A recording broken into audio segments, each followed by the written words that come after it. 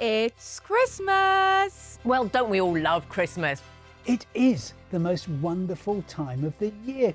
And we went to Lapland. We've all got that festive feeling. I just love the food, I love the light. It's the best time of the year. It's so much festive fun. 'Tis the season for soaking in the sparkles and enjoying the Christmas cheer. It's a great time to be together with your family and friends, the lights, the atmosphere, the food. The Christmas joy is all around. So whether you're heading to the Christmas markets or just after some winter sun, there are so many options, and the great news is there's still a bargain to be had. This team of experts have got the festive holiday hacks. Absolutely, the best day to fly on is Christmas Day. And it can be a really great time, but it can also be very expensive. They've got you covered with tips and tricks on how to save on Christmas trips away, festive food, and even how to avoid travel chaos. I'm afraid that something unexpected always seems to pop up. So let us help you make this season the most wonderful time of the year.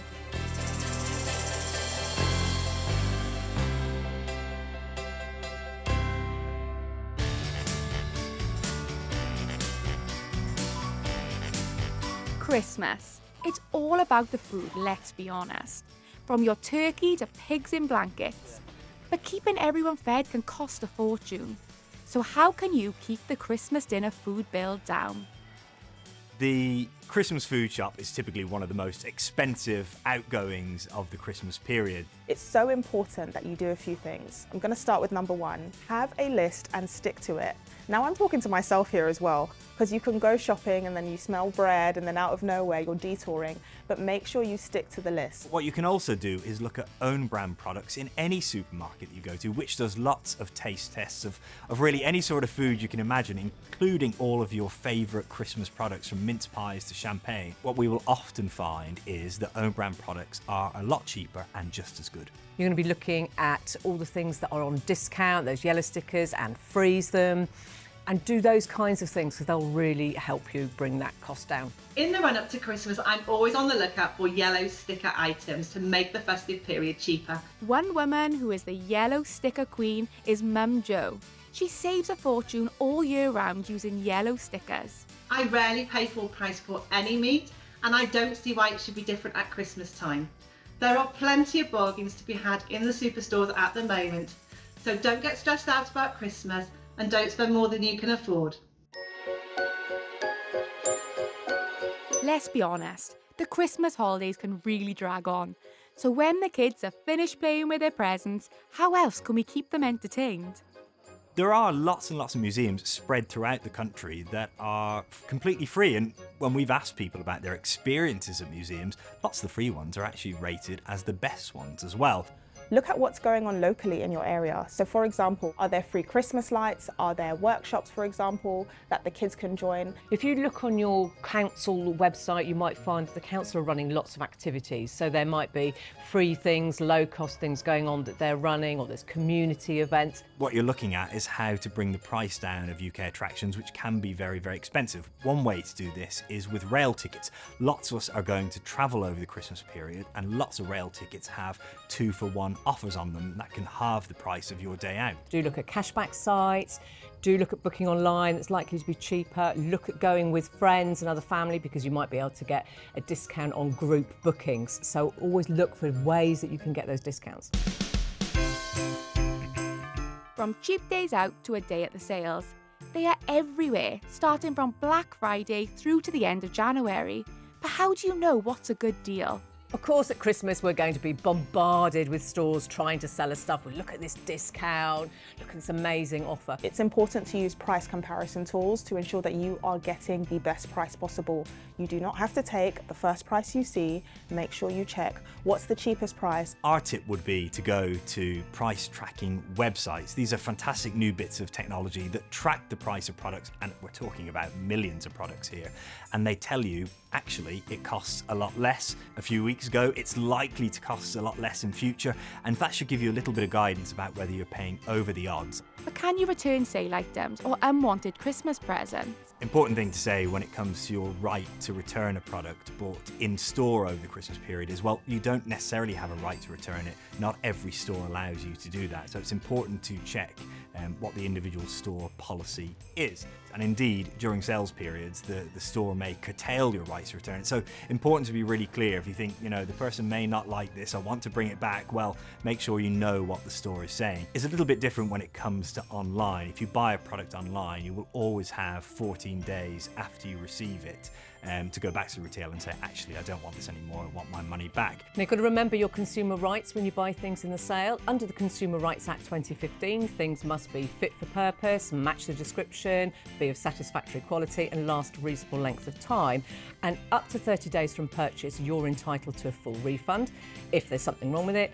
But after that time, it will be a repair or replacement. So you need to remember that and all the things that you're buying around Christmas. It's that time. You're travelling home for Christmas. You're off to see family and friends so the festivities can really begin. But there's one big hurdle to overcome first. Disruption is likely across the UK today as millions of people start their Christmas journeys. It will come as no surprise that the closer you get to Christmas, the busier it gets, and also, unfortunately, the more likely you are to encounter some level of travel chaos. And if you're in the car, Helen's got a tip for you. There are apps there that actually monitor the prices for petrol stations and diesel and whatever it is that you might be using. So do check those out. You can save as much as 25p a litre between stations. And I know that because I've done it recently. And what if you're travelling by train? The very simple answer to the question, when's the best time to book your train tickets for Christmas is, well, probably weeks ago. 11 to 12 weeks out is when tickets are made available. That's when you'll find what are known as advanced singles, and they can be the cheapest way to get to your destination. Also check all the different ticket types, because sometimes those advanced singles have gone up in price a little bit and the off-peak single can work out cheaper. The difference between a walk-up fare when you get to the station and booking perhaps even an hour or two beforehand online can be really, really significant because you can still get those off-peak return fares. So certainly do that. Another important tip is to avoid train ticket machines. So when Which looked at price comparisons of these, we found that you could be paying up to 150% more for your train ticket than you would if you booked online. Make sure you look into rail cards and see if there are potential discounts that you can get, and looking into splitting fares as well. But even a cheap ticket can't keep the Christmas cheer alive when there's big delays. I've been covering Christmas travel disruption for decades, and I'm afraid that something unexpected always seems to pop up.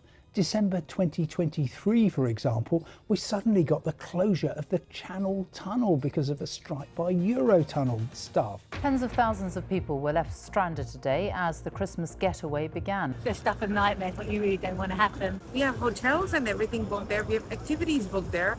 I'm losing a whole lot of money on this entire thing. 25,000 of them had their travel plans torn up. And it's unlikely you'll escape disruption on the trains this year either. Network Rail loves doing lots of work over Christmas and New Year. The organisation says far fewer people are travelling than normal and therefore is actually the least disruptive way to do it. Make sure you look at the sites and plan well in advance and look at alternatives if necessary. If you're planning to travel on Christmas Eve, you can find train services are curtailed early, 5, 6, 7 p.m.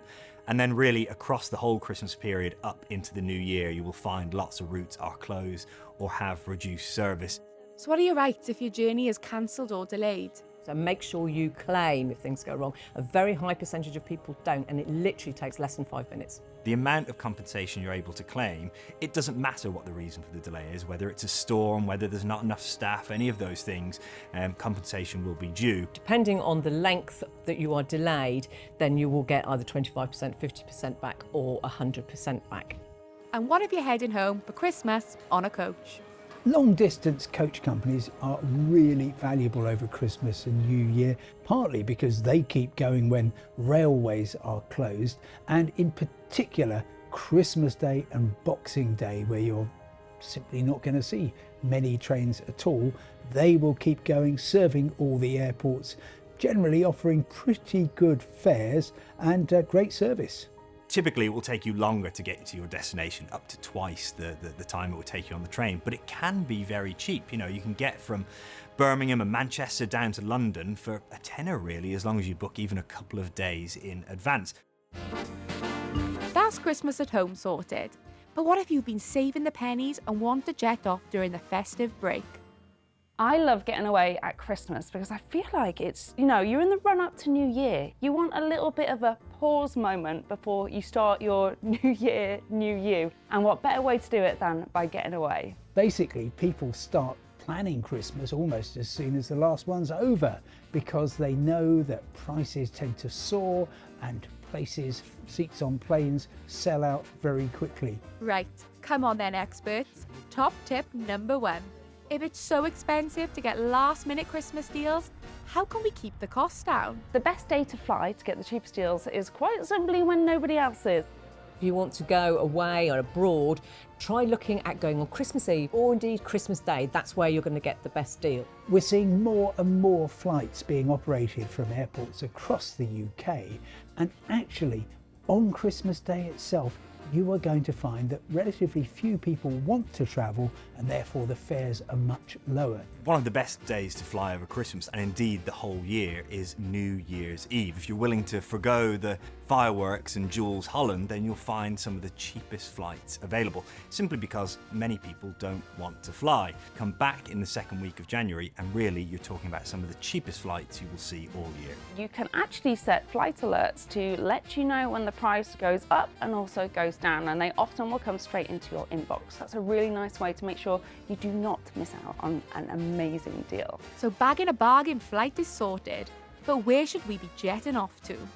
I would be considering one of the great European cities that are more to do with business, places like Madrid and Milan. Frankfurt, Geneva, even Copenhagen.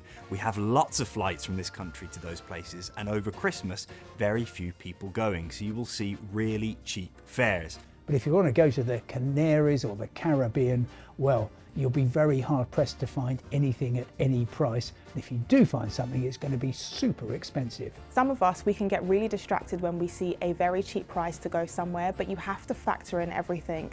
Think about travel in the area, think about food and accommodation. Make sure you are tallying up all the costs first so that you can see which cost is cheaper overall, dependent on where you're going.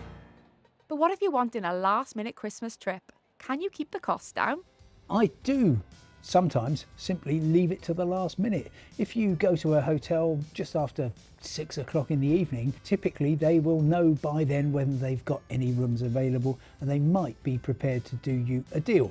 But you also run the risk that you will have simply no room at the inn. Widen out your search. Lots of the accommodation booking websites will let you do it on a map basis, so zoom out a little bit, check the transport options as well. You know, if you consider some European cities, London, Paris, it's actually very cheap to stay in a couple of zones out, and you can still get into the centre very, very quickly, save a few £100 on your stay. To get the best deal for last minute accommodation, I would definitely be using comparison websites. I also find that by being signed in, if you have any loyalty with these websites, the price can actually go down, or they may offer you a free upgrade or a free breakfast.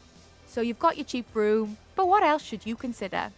There are some brilliant websites out there, in fact, that tell you the average cost of things at the destination that you're going to. I like to use that index to check that the place I'm going to is definitely going to be affordable for me. Now, it can all get a little bit complicated looking at flights and accommodation. So is a package deal the way to go at Christmas? There is so much scope for things to go wrong over the festive season that you need to be feeling comfortable that, well, if your flight goes wrong just before Christmas and you've got this hotel booked as well, if it's a package, then you'll get all your money back. That won't happen if you've booked a DIY holiday.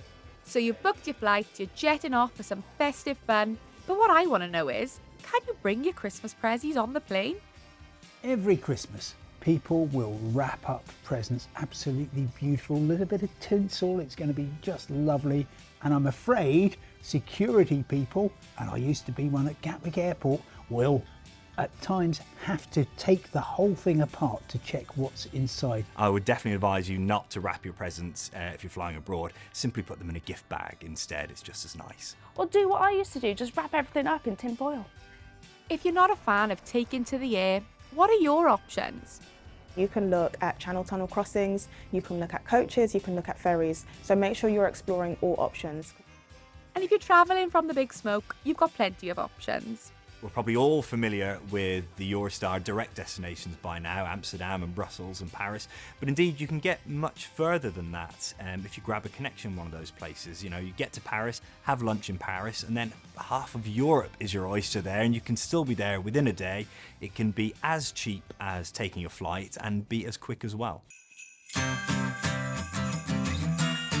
Now, we cannot talk about Christmas getaways without mentioning Christmas markets. I love them so much. You are going to get completely caught up in the atmosphere. I've been to Cologne Christmas Market. It's actually my favourite Christmas market ever. First impressions, the cathedral market has such a warm glow and you cannot beat that view. As for Heinzel's, spread across 2 squares in the Old Town, has more of a traditional feel. And the prices were surprisingly good considering how popular it is. The hot dog, or should I say Frankfurter, were £3.63 and the mulled wine was the same price as well. You can look at Eastern Europe as well, where the cost of being there can be cheaper. So for example, you could go to Poland, you could go to Slovakia, and you could go to the Czech Republic. So make sure you check the options there and see what suits your budget. Prague is just gorgeous. Wenceslas Square full of all kinds of market stalls at really good prices. And also Poland is offering great deals. You're going to get the cobblestones where the market will be, they're going to have the mulled wine, they're going to have the sausage, and you'll have a little bit of money in your pocket at the end of it as well. My top tip is to actually go on a Sunday. That way you are taking up 1 day less of annual leave, but also Sundays tend to be the cheapest night to stay at hotels, so it's a double win. And one couple that used all of these tips to do a mammoth Christmas market tour was Meg and Reese.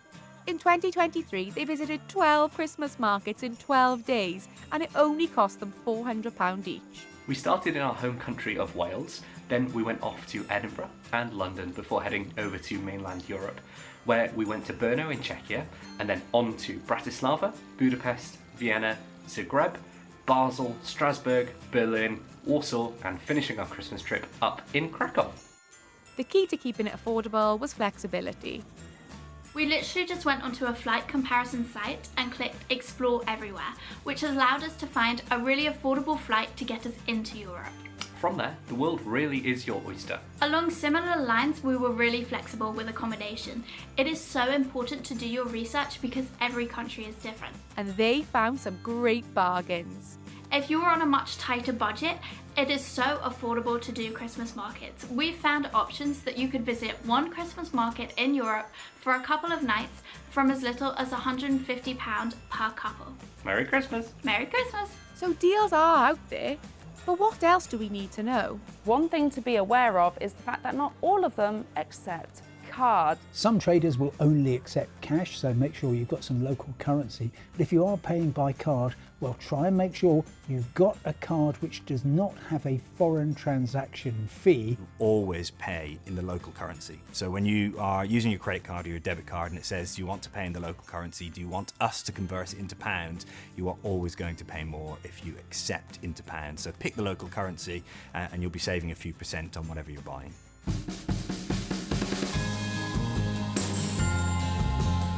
Now, seeing Santa is every kid's dream, and places like Lapland have boomed in popularity.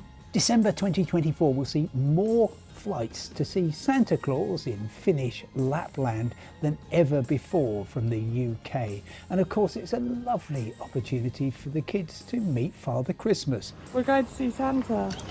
Yeah! And here's one family that loved seeing Santa. Hello, we're the Byron family and we went to Lapland. Oh, there he is. They thought the holiday would cost thousands, but they managed to stick to the budget. So for the 6 of us that went on this holiday, that included the flights from London Airport and the accommodation in Rovaniemi, as well as the hire of the vehicle. This worked out at £225 per person. We found flights 6 o'clock in the morning, they were on the release day, for £35 there, £35 back. Seeing the children's face when they saw the real Santa in Lapland was magical, and we would do it all over again in a heartbeat. But what other tips have our experts got? When it comes to Lapland, understand that there are alternative experiences. Don't feel like you just have to go to the one that is the most popular and shiny and bright. Father Christmas calls all sorts of destinations home. There are places in northern Germany where you might go. Even Turkey has some claim to the origins of Father Christmas. So do look around and you might be able to get a similar feel to Lapland at half the price. A great alternative to travelling to Lapland is actually still going to Lapland, but going to the one that's in Sweden. It's called Abisko. I went recently and oh my goodness, it's super affordable. Plus you get to take an overnight train from Stockholm to get up there. And I just can imagine it would be the best adventure ever for you and your family to go on together. From one snowy destination to another, every winter millions hits the slopes. This Christmas, there are going to be more flights to ski resorts in Europe than ever before on Christmas Day. And if you are looking for a bargain, then that's the day I would travel out, probably returning on New Year's Day. So you get a complete week. It's not going to be cheap, but it's going to be better than any other days. If it's the first time that you are going skiing, my biggest tip is that you do not need to go to these fancy resorts because you need to learn how to ski first, and therefore go somewhere nice and cheap where you can make sure you learn how to do it properly, and then you can graduate to the fancy resorts later. I did this for the first time actually, and I went to Borovac in Bulgaria. I managed to stay in a lush hotel. There was half board, there was a spa, there was a pool, and I got my ski lessons thrown in as well. And I managed to do a few days away for less than £400 per person.